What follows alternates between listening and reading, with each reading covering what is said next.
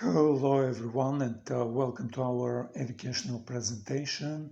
My name is Paul Arsov and I'm the founder of the Decentralized Web project. I will be talking about the project or the actually two projects that I work on in the end of this presentation. But the topic of this presentation today is why outstanding people fail while mediocre ones do succeed.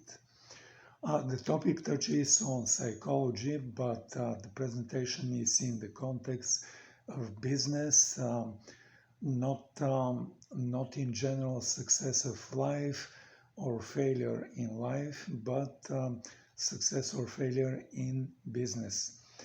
I will start with some example. For example, let's say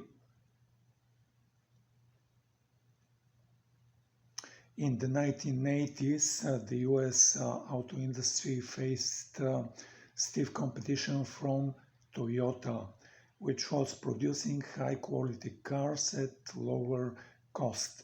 How was it possible to do more and better while spending less? Many American executives went to Japan to unravel the mystery of the Toyota production system, or this abbreviated as TPS. What they found was even more impressive. The Japanese had been influenced by the ideas of quality and management from an American, William Edwards Deming, a pioneer of systemic thinking, highly recognized in Japan and virtually ignored in the US. Deming often said the following: a bad system will beat a good person every time. This means that the quality of your performance is heavily influenced by the system you are part of. We have seen how bad systems can harm good professionals, but also how good systems can make average professionals appear like gurus.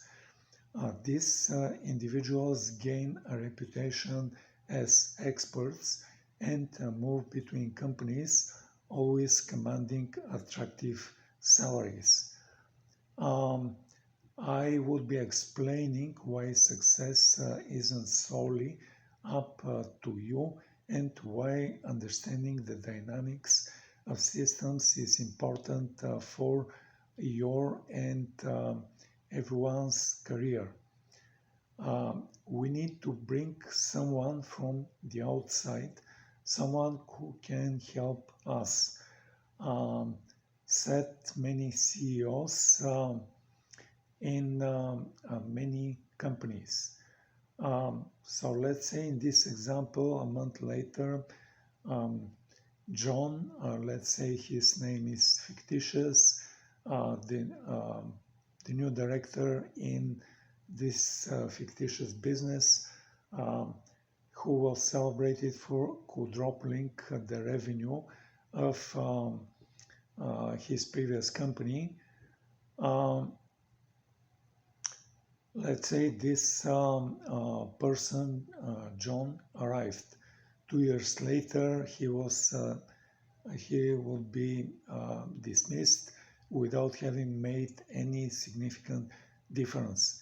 And as far as we know for this example, he never managed to replicate his past success. So let's say John wasn't a bad person, but rather a professional incompatible with the superstar status due to Uni's or his previous business success. Many of the ideas he tried to implement at his new company had already been suggested by veteran employees. Interestingly, before John's arrival, the CEO did not celebrate the team's ideas. After John came on board, he began to accept them.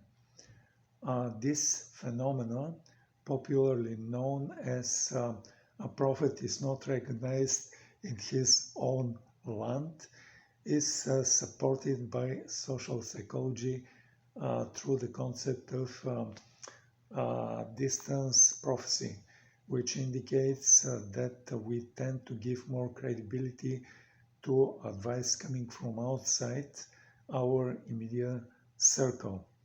This occurs because novelty and social status or professional distance give the outsider a perception of objectivity and expertise that we do not attribute to those who are close to us on a daily basis.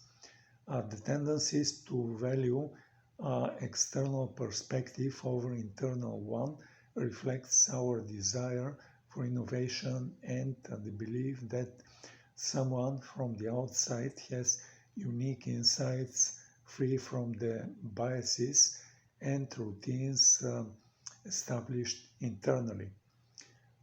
Indeed, like in this example, probably it was common to hear the CEO claim that their internal ideas were contaminated and that they needed the perspective of neutral individuals. However, the distance prophecy doesn't fully explain why John, this fictitious new executive, was the chosen one. And this can only be elucidated by another psychological phenomena that is very prevalent in our everyday lives, the so-called halo effect. This phenomena occurs when the positive perception of one attribute, in John's case, his success at his previous company, positively influences the assessment of other characteristics of people associated with it.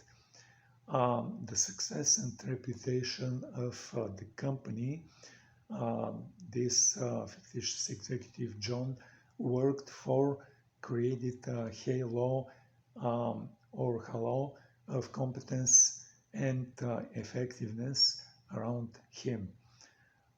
Even before we directly evaluated John's work, we would be tending to see him as an exceptional professional simply because of his association with a successful company.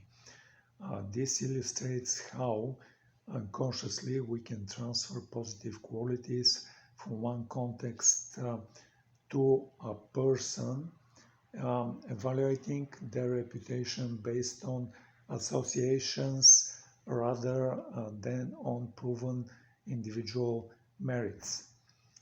This principle is the same reason why celebrities are hired to advertise products unrelated to them.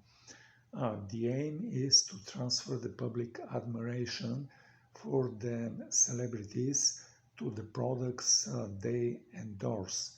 In the corporate world, this issue is compounded by an almost universal recruitment system that prioritizes experience or the proven track record of the candidate. But most of the time, proven is invented. Like if we look at some studies, they show that lying is common in job interviews by both candidates and interviewers. candidates aiming to appear more attractive and aligned with the job expectations often resort to lying and other deceitful tactics, a phenomenon known as impression management. For example, one study in 2006 observed that candidates lie both in written applications and during interviews, mainly to appear suitable for the job requirements. The preference for a proven experience benefits those who have been part of some notable success. It is not hard to position oneself as a central figure in such narratives. We could be delving into what the system is later, but for now it is worth noting that, like for example, one delivery company called Uni has made a mark in Brazil by becoming a unicorn, a testament to its well-functioning system that benefits the organization and all its stakeholders, including employees. However, when switching companies, an executive from a successful company like this can find themselves in a situation comparable to an arm is trying to write without the body. Indeed, while a good system can elevate the status of an average professional, there is also the flip side, how a system can effectively transform you into a professional that even you could be ashamed of. Like beyond Deming, another like researcher, Russell Eckhoff, has also made significant contributions to the study of systems thinking. We could be quoting him. First, what is a system? A system is a whole that consists of parts, each of which can affect its behavior or its properties. You, for example, are a biological system called an organism, and you consist of the parts like your heart, your lungs, your stomach, pancreas, and so on, each of which can affect your behavior or your properties. The second requirement is that each part of the system, when it affects the system, is dependent for its effects on some other part. In other words, the parts are interdependent. No part of a system or collection of parts of a system has an independent effect on it. Therefore, the way the heart affects you depends on what the lungs are doing and what the brain is doing. The parts are all interconnected within the body, and therefore a system is a whole that cannot be divided into independent parts. Now that has some very important implications that are already overlooked. First, the essential of defining properties of any system are properties of the whole which none of its parts have. For example, a very elementary system you are familiar with is an automobile. The essential property of a car is it can carry. it can carry you from one place to another. No part of an automobile can do that by itself. The wheel can't, the axle can't, the seat can't, the motor can't. The motor can't even carry itself from one place to another. But the whole thing, the automobile, can. You have certain characteristics, the most important of which is life. None of your parts live, but you as a whole thing, as a body, you are living. You can write, your hand by itself cannot write. That is easy to demonstrate. When someone is having their arm cut and put on a table, and we can watch what it does, it cannot do anything by itself. You as a whole, you can see, but your eyes separately from the body cannot see.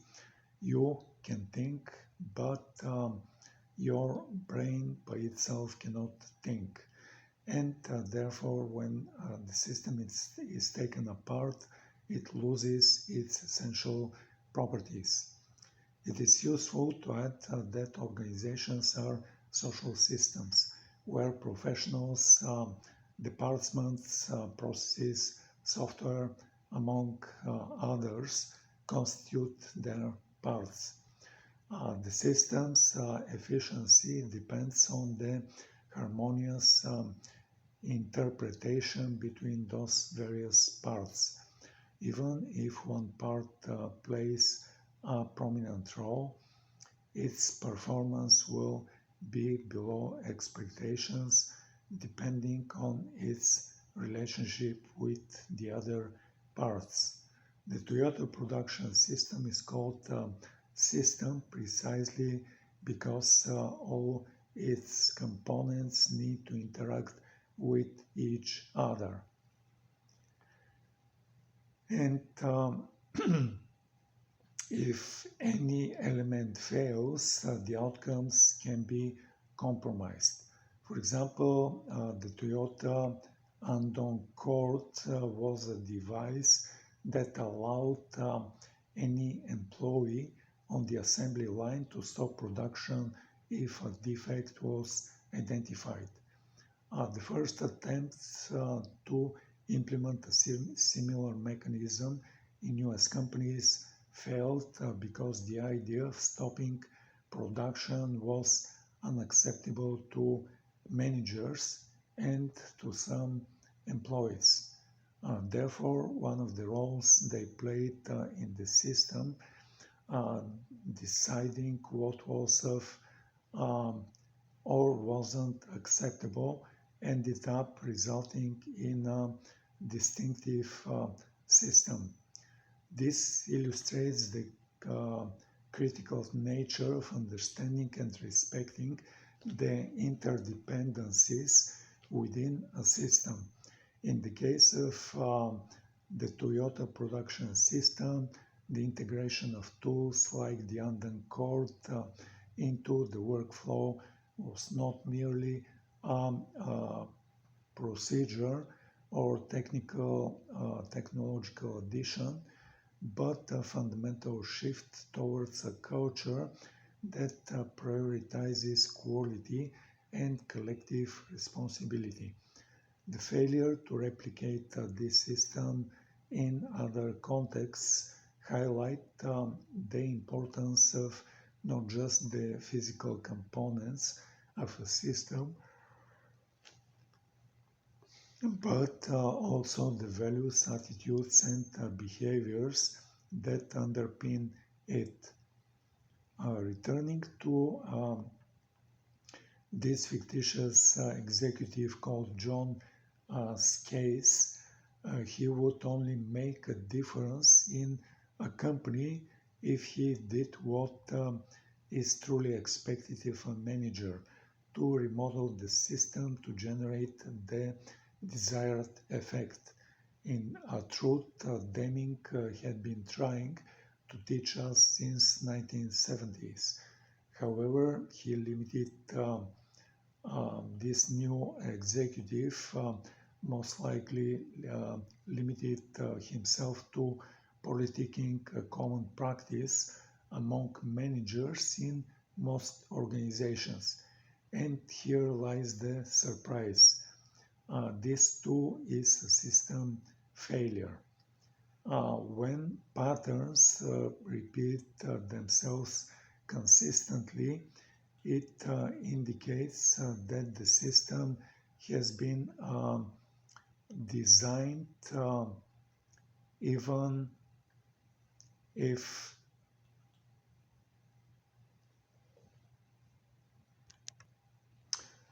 when a pattern repeats itself consistently, it indicates that the system has been designed, even if unconsciously, to produce such an outcome.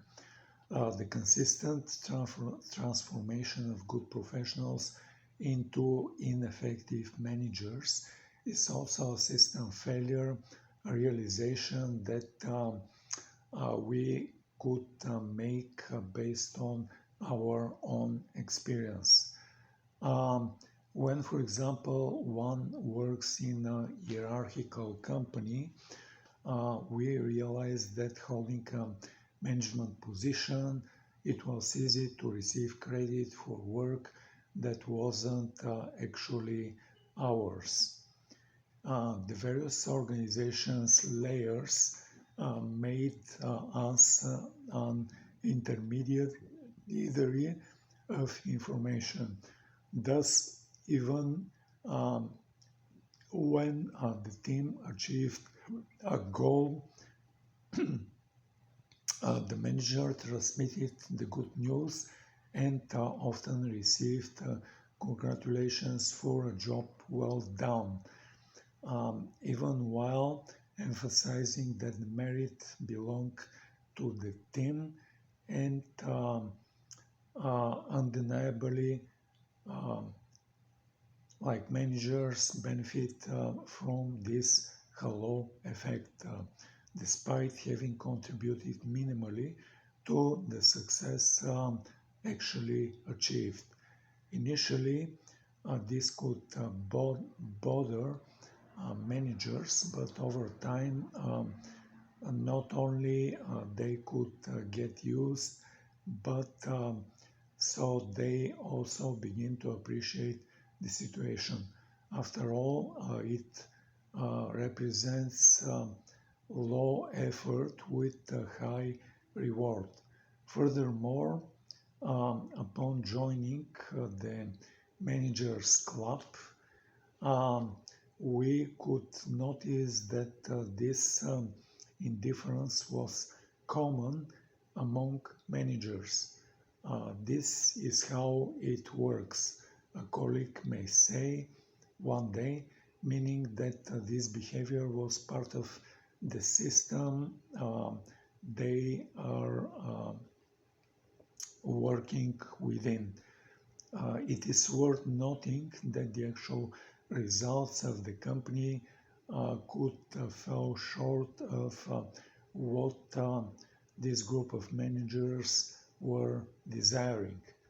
A system that rewards the announcement of deliveries without considering the real contribution inevitably promotes the repetition of this behavior.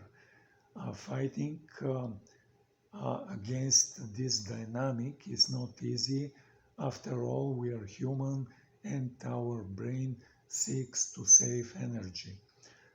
This is how some managers became, for brief or long period, the person they most despised, undespicable manager.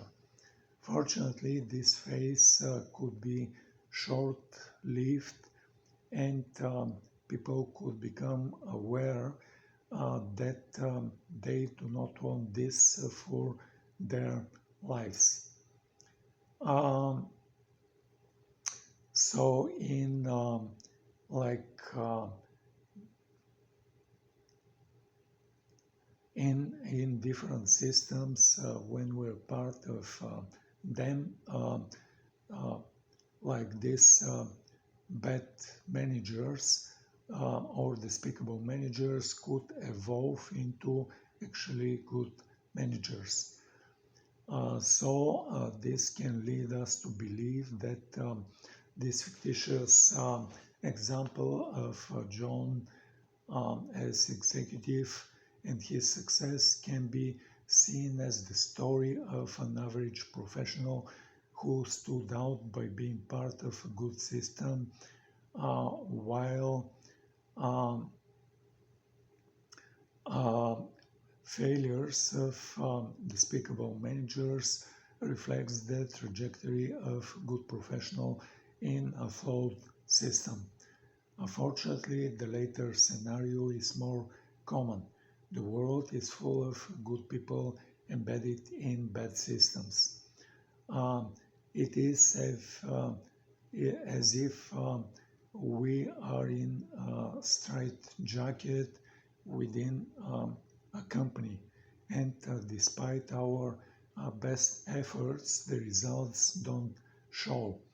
As Deming would say, hard work and best efforts will not by themselves dig us out of the pit.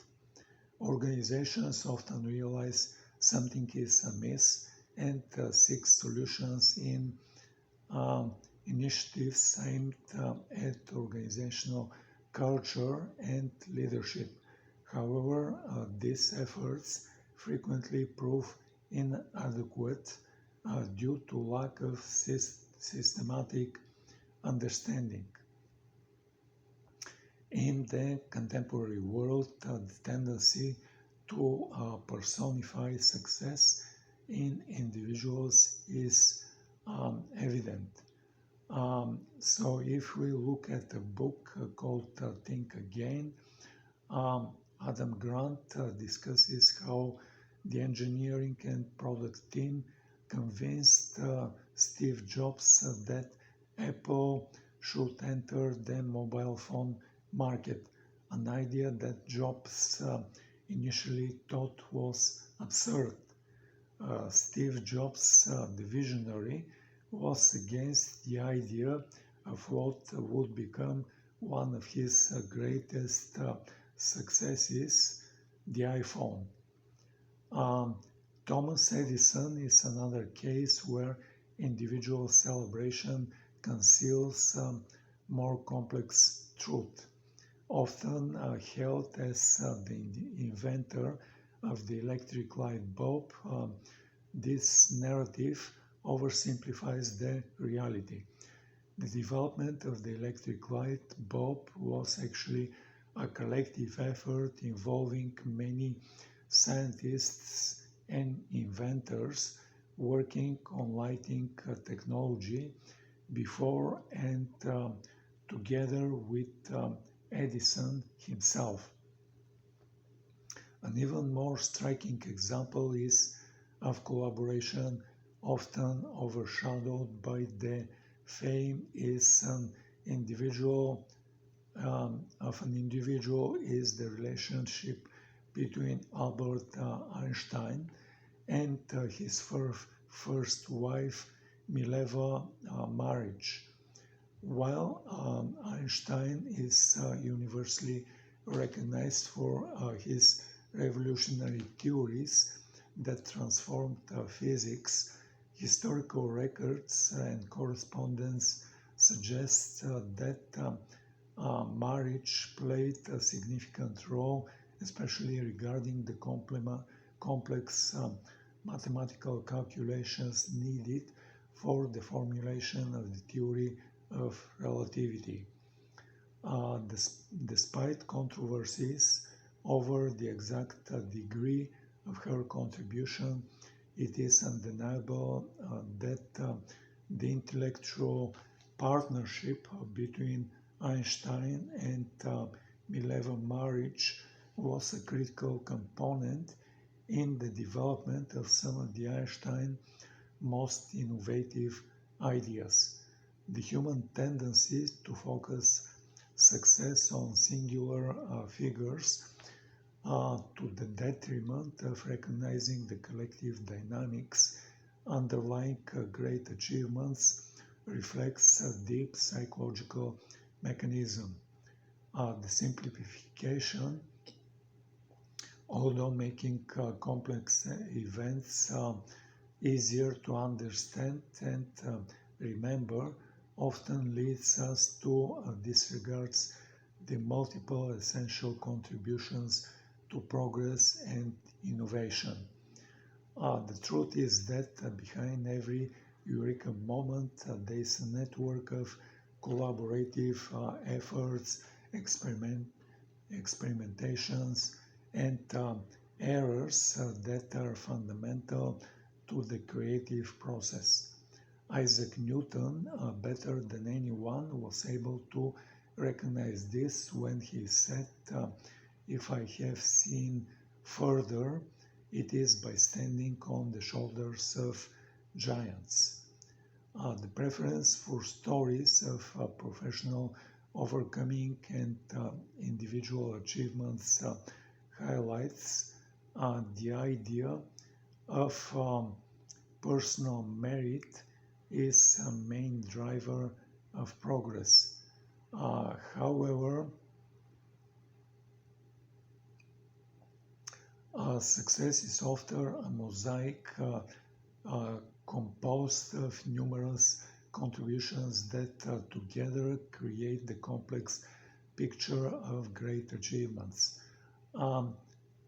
Like we started this presentation with the phrase from Deming, a bad system will beat a good person every time. But we may be adding a good system sometimes creates a false hero. It is not uncommon to find successful entrepreneurs who came from humble beginnings. Stories about how they overcame adversity to achieve their goals are inspiring. However, we should propose the idea that in some cases adversity may act more as an advantage than a disadvantage. The premise that individuals from humble origins have nothing to lose and therefore a greater willingness to take risks play a crucial role in their journey towards success. This willingness to take risks is often a significant competitive advantage in the business world, where innovation and the ability to navigate uncertainties are keys to success. Daniel Kahneman, a psychologist and a Nobel Prize winner, in his work on prospect theory suggests that people are more inclined to take risks when they feel that they have less to lose, and entrepreneurs from humble backgrounds may be more inclined to invest in innovative ideas or adopt disruptive business strategies driven by the perception of having less to lose and more to gain. On the other hand, individuals of more privileged backgrounds may exhibit a tendency to be more conservative in their business decisions. The endowment effect theory suggests that individuals with more resources or something valuable to lose tend to adopt more cautious approaches to preserve their existing status and resources. This conservative mindset can limit the exploration of potential lucrative opportunities precisely because the fear of loss outweighs the desire for gain. This dynamic illustrates how humble beginnings can transform into an advantage, not just by motivating individuals to work harder, but also by encouraging a bolder and less risk-averse approach in the pursuit of success. In his book Outliers, Malcolm Gladwell presents an interesting example of how disadvantage can become advantage by telling the story of Joel Flom, the son of Jewish immigrants.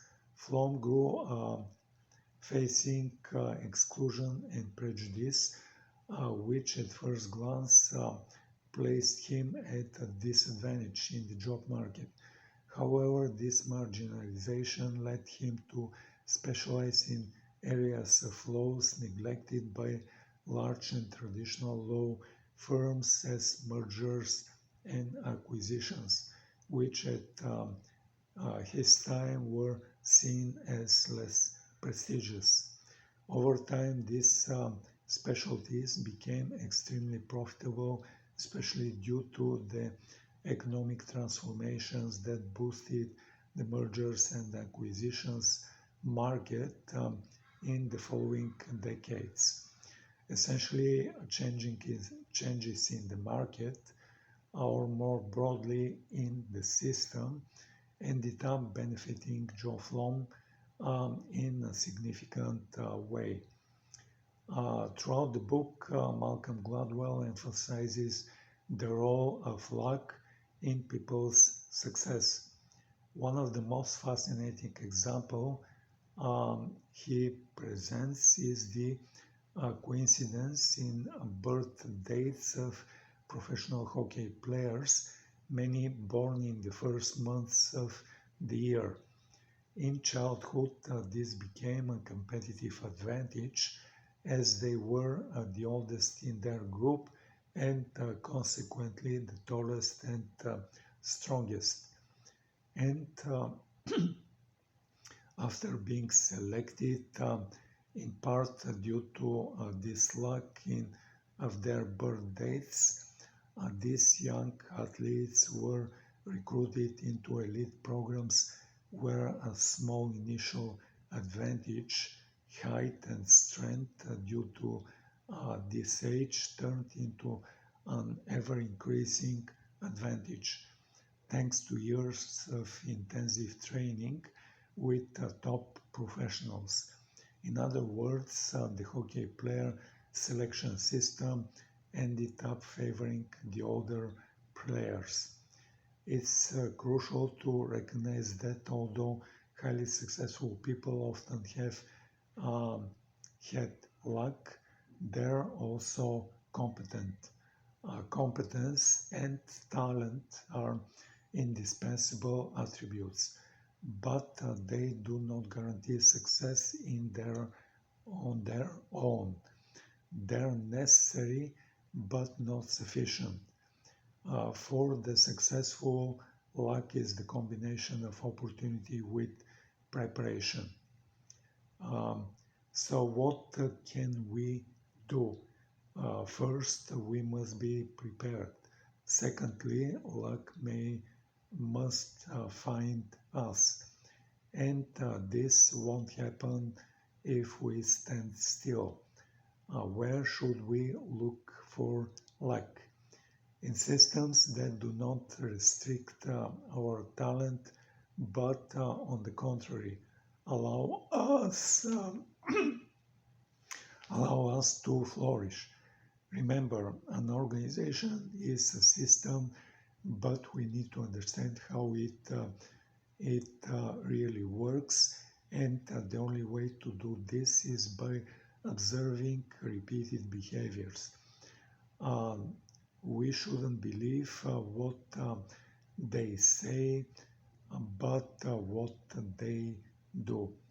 We have to pay attention to the types of projects that gain attention and resources, notice the communication styles that are most effective, and understand the company's unwritten rules about work-life balance. We have to assess the value placed on innovation versus tradition and how failures or mistakes are treated. These observations can prove deeper highlights into the organization culture and whether it's a conducive environment for our growth and happiness. Uh, Especially what kind of people are being promoted, how do successful people consistently behave. We have to observe their actions and ask ourselves if we are willing to do the same, even if it means getting more involved with politics. If the answer is yes, we have to proceed with determination. Otherwise, consider looking for another company that aligns more closely with our personal value. This process of self-assessment will not only help us better understand where we fit within a system, but also guide us to make more informed decisions about our career based on what is most important to us, the integrity of our values or the adaptation of the norm of the environment to achieve success.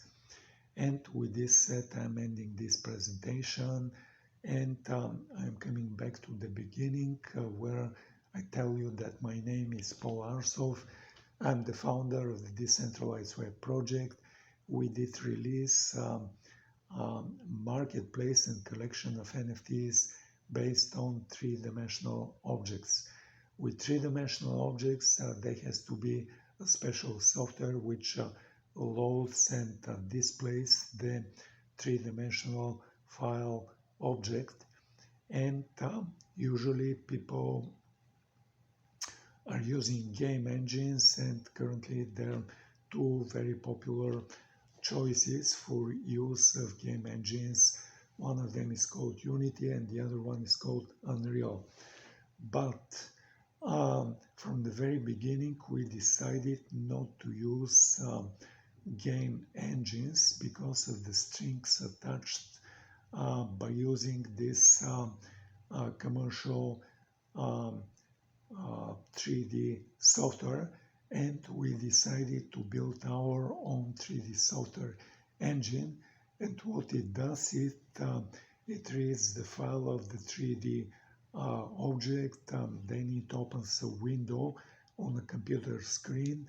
It loads and displays the 3D object in this window. It opens, and then it starts animating the 3D object in a way of moving this 3D object in a random fashion around the window it did open.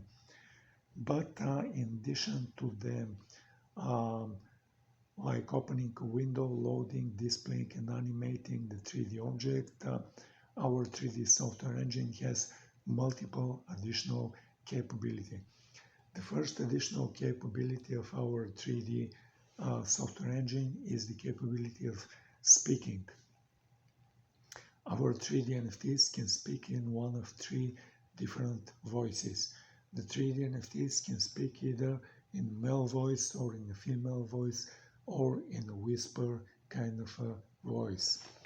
In addition to the three basic voices, like each of these three basic voices has by themselves three different flavors of voices. A voice can be spoken either in normal speed or in a fast speed or in a slow speed manner.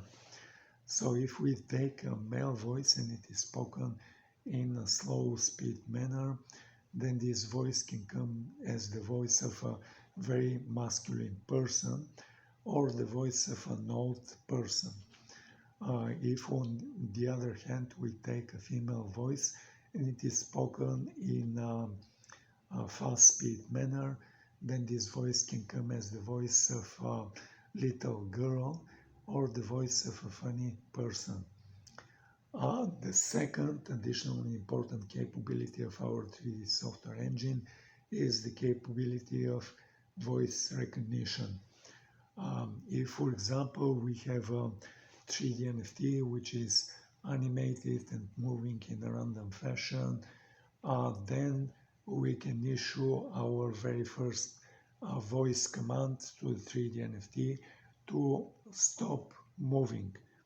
And then the 3D NFT is going to stand still and stop moving.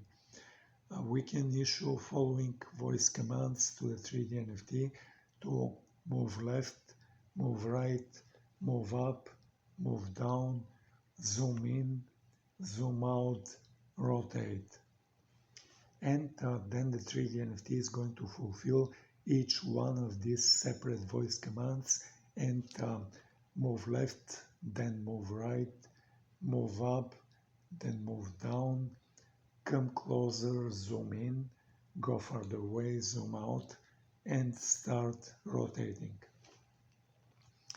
The next additionally important capability of our 3D NFTs is the capability of then having a basic artificial intelligence. You can ask the 3D NFT what is your name, and then the 3D NFT is going to reply with their name. You can ask the 3D NFT who are you, and then the 3D NFT is going to reply in few sentences of who they are. You can ask the 3D NFT to describe something like describe Web3 or describe decentralization or describe Russia. And then the 3D NFT is going to describe in few sentences about Web3 or about decentralization or about the country called Russia. The last additional important capability of our 3D NFTs is the capability of them being displayed in a way of stereoscopics.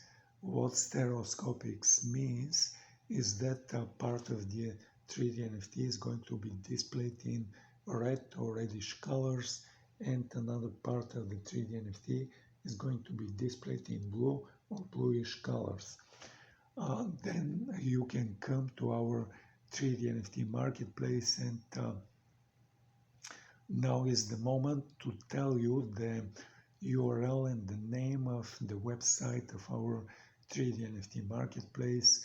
It is 3dnft.decentralizedweb.org.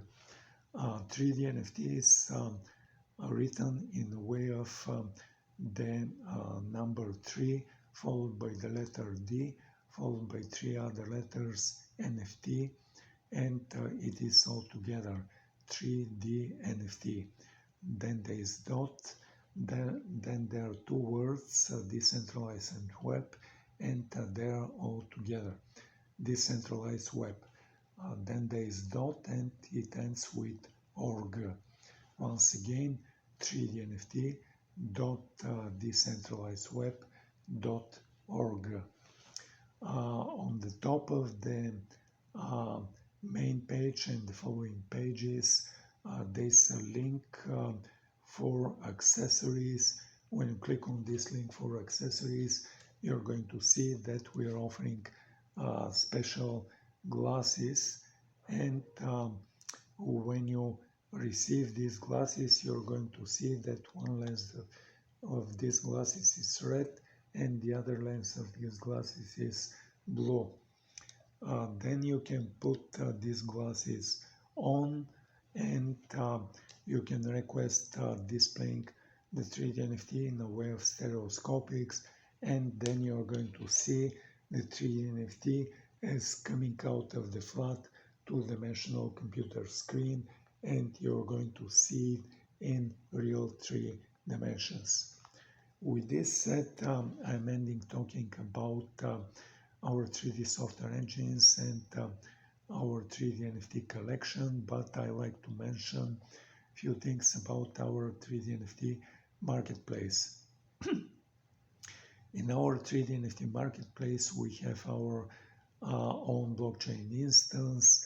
It runs Ethereum software, and this is the same software which runs on Ethereum mainnet, on Binance Smart Chain, on Polygon Matic, on Avalanche AVAX, and on many other big and not so big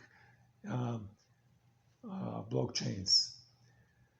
So by having our own blockchain, then we allow our users to buy and then receive proceedings from sale in number of crypto coins. The current choice of buying and selling of 3D NFTs includes 4 different choices. It includes Solana Sol, Polygon Matic, Avalanche AVAX, and Qcoin, which is a big centralized crypto exchange. They have a coin called KCS. With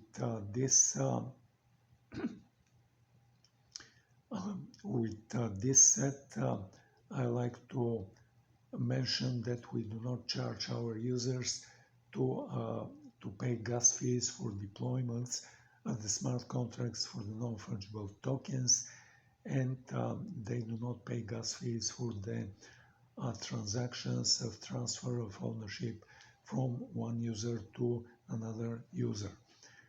But in addition to buying and receiving proceedings from sale in crypto, we have a second parallel and independent way of buying and selling 3D NFTs, and it is done directly with fiat currency. If you are, for example, a user, you come to our 3D NFT marketplace, you click on first collection, you see a 3D NFT that you like to buy, then you click on this 3D NFT. You're going to be presented with a short video of this 3D NFT as it is moving, and a drop down menu which lists the four choices of paying with crypto and the 5th choice of paying with fiat currency. Let's say you select this choice, you click on the button to advance next, and you're going to be presented with a screen where you can put the number of your debit or credit card, expiration date, CVC, click on the button to make payment, and then what is going to happen is there's going to be a transaction and conversion of your national fiat currency to US dollars, and this transaction is going to be deposited in our bank account. We're going to follow this action with the second action and transfer of the initial ownership from our marketplace to you, and you become the first user of this 3D NFT. Let's say there's a second user, he comes to our 3D NFT marketplace, they click browse through the 3D NFTs, and they see your 3D NFT, which at some point you decided to put for sale. You decide on the price that you are going to sell this 3D NFT, and let's say this second user clicks and wants to buy this 3D NFT, which is currently yours. So what is going to happen is this second user is going to be presented with a choice of paying with crypto or fiat currency. Let's say he selects paying with fiat currency and clicks on the button to advance next and puts their debit or credit card and then clicks to complete the transaction. what happens then is there's going to be a conversion from the national fiat currency of the second user, which could be different than national fiat currency of you, the first user. It could be different than US dollars. And this transaction is going to be converted to US dollars and deposited in our bank account. We're going to follow this action with the second action and transfer of ownership from you, the first user, to the second user, and the second user now becomes owner of this 3D NFT. Then we're going to follow this with a third action and conversion from US dollars to your national fiat currency and deposit this transfer into your bank account. With this said, I'm ending talking about the Decentralized Web project and our 3D NFT marketplace. I like to mention a second project that I and we are working on. This project concerns electrification and exponential increase of electric vehicles which are coming in possession of ordinary people, and these electric vehicles are going to put increasing and exponentially growing strength into the electric producing system. So we put an article which analyzes the current way of charging electric vehicles, and this way resembles the way internal combustion engines are loaded with fuel when they come to special places called gas stations. In the same way, resembling gas stations, currently there are places with several like few electric charging columns. Cars are coming, they stay for a period of time, they charge, and then they leave. But we, in our guess, is that the number of these charging stations, organized in a way gas stations are organized, is going to become insufficient to charge the exponential growth of electric vehicles. So what we are proposing is creating a product which can allow charging of electric vehicles at the place where they most of the time during the day stay. So this is one place like this is either their home. When they're in apartment building, they stay in the parking lot of this apartment building, and when they're at work, if they work in a high-rise building, they stay at the parking lot of this high-rise building.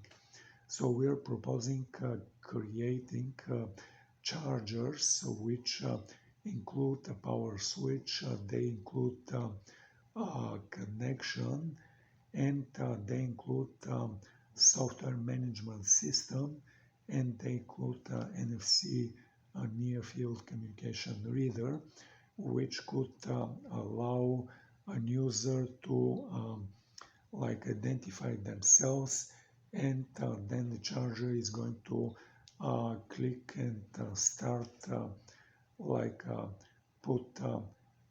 connect electricity to the connector, and then the car could start charging, and this charge loaded in the car is going to be built because the user has been identified by the NFC reader, by the user using either previously registering and using their debit or credit card to pay for the purchase of this gas.